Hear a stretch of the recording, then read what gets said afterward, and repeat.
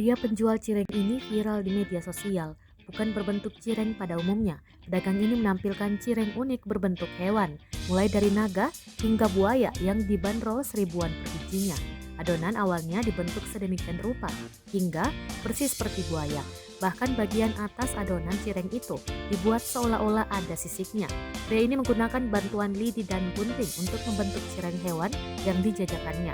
Setelah dibentuk, barulah cireng itu digoreng di minyak panas. Cireng berbentuk hewan ini viral setelah diunggah oleh akun TikTok @suka makan dan nyamil. Jajanan unik ini dapat ditemui di alun-alun Jember. Setelah viral, banyak netizen yang berdonasi untuk pedagang cireng ini. Rezeki dari para donatur dari TikTok. Ini kisaran 3 juta Bapak, donatur yang dari tadi malam.